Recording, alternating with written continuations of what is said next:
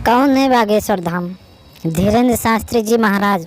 जब हम 2 से 3 दिन भूखे सोते थे, माँ लोगों के घर जा जाकर दूध देती थी। बाबूजी को उस समय किसी ने 1000 रुपये नहीं दिए। इनकी कहानी को इतना शेयर और सब्सक्राइब करिए कि लोगों को पता चले इनके बारे में, और ये कहानी आप लोग जो अंत तक देखिएगा। तो चलिए शुरू करते हैं इनकी कहानी जो है। पंडित धीरेन्द्र शास्त्री जी बागेश्वर धाम महाराज बनने तक का सफ़र कैसे तय करते हैं। बागेश्वर धाम और उसके महाराज धीरेन्द्र शास्त्री इस वक्त सुर्खियों में छाए हुए हैं। हर ओर उनके दिव्य दरबार की चर्चा हो रही है। भक्त उन्हें ईश्वर का अवतार मान रहे हैं। वहीं कुछ लोग धीरेन्द्र शास्त्री को अंधविश्वास बढ़ाने वाला भी कर रहे हैं। हर कोई अपनी समस्या लेकर पहुंचता है उनके दरबार में। आस्था है, भरोसा है, साथ ही चमत्कार के दावे हैं। कोई ईश्वर का अवतार मानता है तो किसी को नज़रों में जिन दुखियों का दुख दूर करने वाला, किसी के लिए दिव्य दरबार है तो किसी के लिए पूरा संसार है। चमत्कार पर सवाल भी उठे, दावों को खारिज भी किया गया। सैकड़ों लोगों की बाबा में आस्था हिली भी। इसलिए ये समझना ज़रूरी है कि ये बाबा कौन है, इनका संसार कैसा है। पंडित धीरेन्द्र शास्त्री जी महाराज को समझने के लिए आपको चलना होगा मध्य प्रदेश के छतरपुर ज़िले में बने बागेश्वर धाम पर। दावा किया जाता है कि इस बागेश्वर धाम में आने वालों का हर कष्ट दूर हो जाता है। यहाँ आने वालों से कोई एंट्री फीस नहीं लिया जाता। लोगों के बताए बिना ही उनके बारे में सारी जानकारी हासिल कर लेना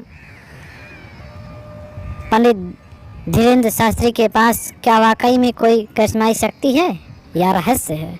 ये आस्था और अंधविश्वास के बीच की वो महीन डोर है जिसे समझ पाना मुश्किल है।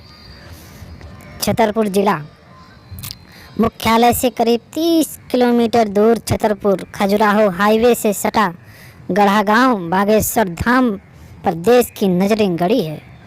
यहीं पर दर्जनों कैमरों के बीच महज 26 साल के धीरेन्द्र शास्त्री जी का दरबार लगता है, जहां अर्जी लगाने वालों का मन पढ़ लेने का दावा करते हैं बागेश्वर धाम के महाराज धीरेन्द्र शास्त्री जी। हर कोई अपनी समस्या लेकर पहुंचता है उनके दरबार में। पंडित धीरेन्द्र शास्त्री उर्फ बागेश्वर धाम के दरबार में हर उम्र के लोग अपनी परेशानियां लेकर आते हैं। कोई बाबा के धाम में नौकरी की समस्या लेकर आता है तो कोई पुत्र रत्न की प्राप्ति की कामना के लिए पहुंचता है। किसी को भूत बला को दूर करना है तो कोई गृह क्लेश से छुटकारा चाहता है। सनातन धर्म की रक्षा के लिए खड़े रहने का दावा करने वाले बागेश्वर धाम के महाराज की लोकप्रियता इतनी बढ़ गई कि अब वह अपने बयानों को लेकर आए दिन सुर्खियों में बने रहते हैं। सोशल मीडिया पर वे हिट हैं। उनके छोटे छोटे वीडियो खूब वायरल होते हैं। इसकी एक वजह बुंदेली भाषा में अपनी कथाएं सुनाना उन्हें बाकी बाबाओं से अलग बनाता है। लंदन की संसद में पंडित धीरेन्द्र शास्त्री जी को सम्मानित किया गया था। 2 साल पहले सोशल मीडिया से दूर हुआ उनकी प्रसिद्धि का सफ़र 7 समंदर पार तक पहुंच गया। 14 जून 2022 को लंदन की संसद में उन्हें सम्मानित किया गया था। धीरेन्द्र शास्त्री की चर्चा इस कारण है कि उनके दिव्य दरबार में अर्जी लगाने वालों की भीड़ लगती है। कुल देवता के मंदिर में पंडित धीरेन्द्र शास्त्री जी कथा वाचते हैं। एमपी के छतरपुर जिला में बसा है एक गढ़ा गांव, जिसके आखिरी छोर पर मौजूद है बागेश्वर धाम मंदिर। बताया जाता है कि ये शिव मंदिर करीब 300 से 400 साल पुराना है, जो धीरेन्द्र कृष्ण शास्त्री के परिवार के कुल देवता भी हैं। इसी प्राचीन मंदिर में कुछ साल पहले हनुमान जी की मूर्ति स्थापित की गई। धीरेन्द्र कृष्ण शास्त्री इसे बालाजी पुकारते हैं।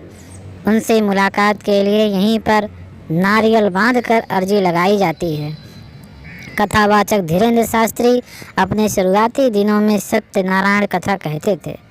धीरे धीरे वो दरबार लगाने लगे और फिर तो इतनी तेज़ी से नाम हुआ कि 2 साल के अंदर उनका जिक्र लंदन की संसद तक में हो गया।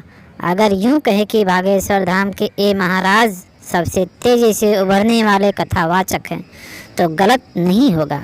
कौन है बागेश्वर धाम महाराज? पूरा नाम है धीरेन्द्र कृष्ण शास्त्री, पर ये बागेश्वर धाम महाराज के नाम से जाने जाते हैं।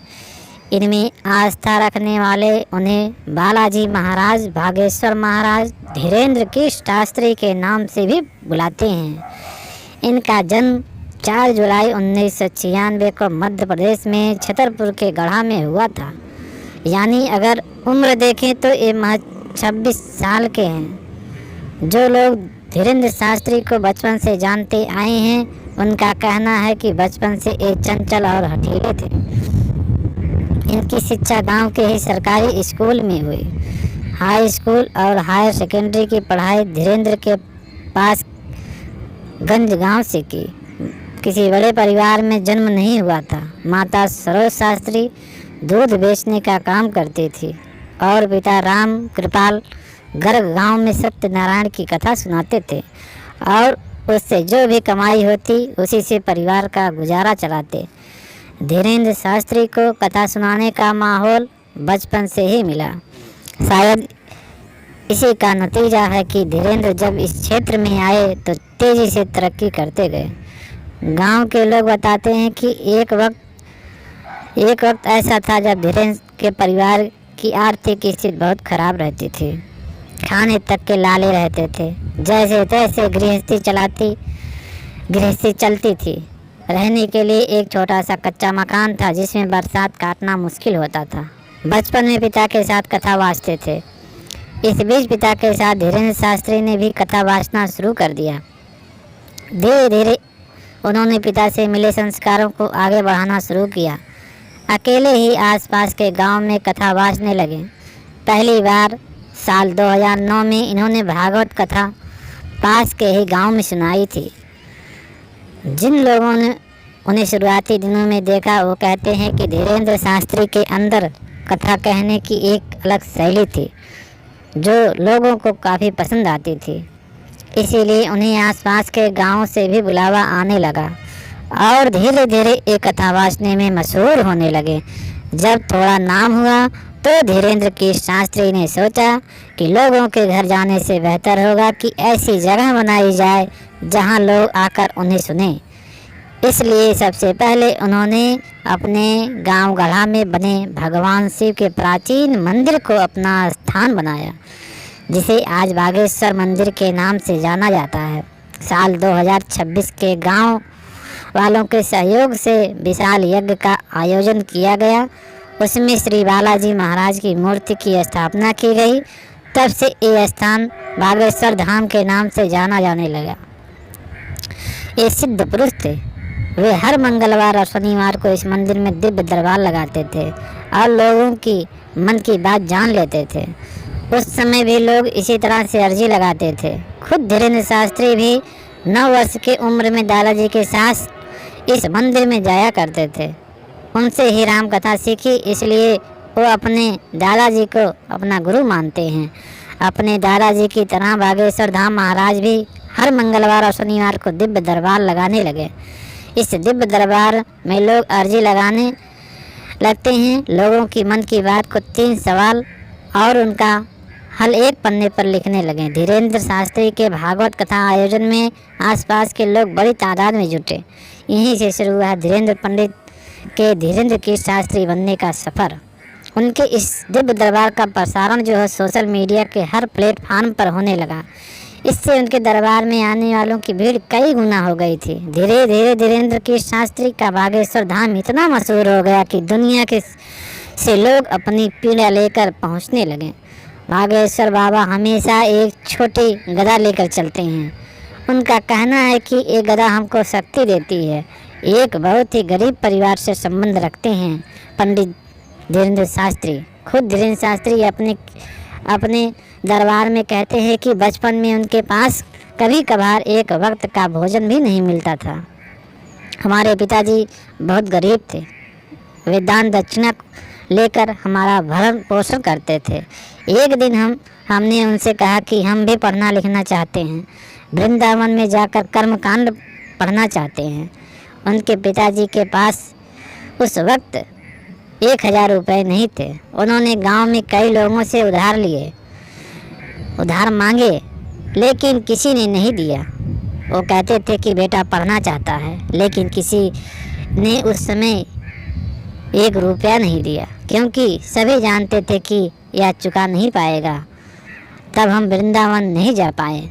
दोस्तों, अगर इनकी कहानी अच्छी लगी हो तो सब्सक्राइब लाइक ज़रूर करिएगा और इतना शेयर करिए कि इनकी कहानी को लोगों तक पहुंच सके।